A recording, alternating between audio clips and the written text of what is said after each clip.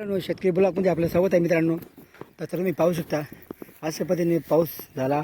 अवकाळी पाऊस झाल्यामुळे एवढे गवत असं वाढलेलं मित्रांनो. आणि त्या गवत पूर्ण असं पाहू शकता तुम्ही वावरामध्ये पूर्ण हिरवगार झालेलं आहे. तर आपल्याला नांगरणी पण करायची मित्रांनो.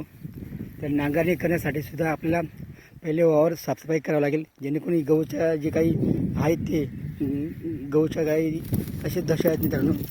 पाहू शकता आपण कापून घेतो वरून हाताने कापतो आपण गहून.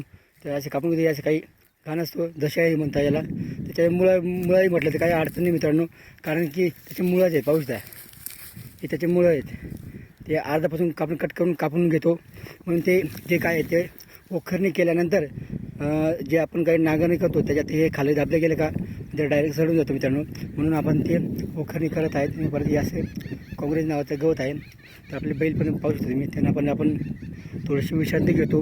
बैलांना पण आपल्याला पण विश्रांती घेतो. आणि थोडं विश्रांती घेतली का अजून थोडंसं त्यांना आपण चालवतो आहोत. नंतर आणखी पुन्हा असं आरामात चाललेलं आपलं काम आहे मित्रांनो. कामं तर आपले कधी ना संपणारे कामं आहेत मित्रांनो. पण नेहमी आपलं कामं चालू राहतात, छोटे मोठे किंवा कमी जास्त कामं चालू राहतात. पण आपले हे वावर साफसफाई करणं खूप गरजेचं आहे, कारण की आता एकदम कडक उन्हाळा लागलेला आहे मित्रांनो. त्या उन्हामध्ये असं वखरणी केल्यानंतर हे जे गवत आहे हे पूर्ण उन्हामध्ये पूर्ण जळून जाईल मित्रांनो. आणि या हिशोबाने आपण पूर्ण वावर साफसफाई करायचं काम सुरू आहे मित्रांनो. म्हणजे वावर वखरायचं काम सुरू आहे मित्रांनो. हा आपण परवा दिवशी केलं ते दुसरा वावर आहे, हा दुसरा वावर आहे. या इकडं बॅकग्राऊंड बघू या डोंगराच्या कडेला आपलं वावर आहे मित्रांनो. इकडे आपण वखरणी करत आहोत मित्रांनो. व्हिडिओ आवडला तर लाईक शेअर कमेंट करा. आणि आमच्या चॅनलला नवीन असाल तर एकदा अवश्य भेट द्या मित्रांनो. जय जवान जय किसान.